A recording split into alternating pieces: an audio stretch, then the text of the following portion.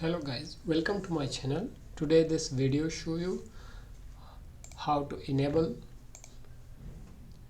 spell check and autocorrect in Notepad. Let's start. Click on start button and search for Notepad. Open Notepad.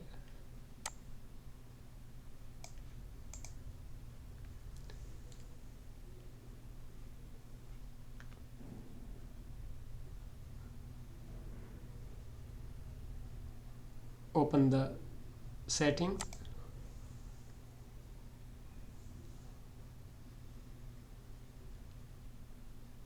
Then scroll down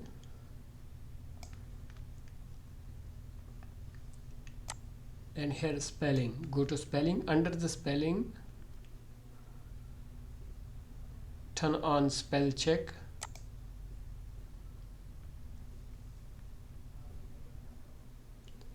And then turn on autocorrect.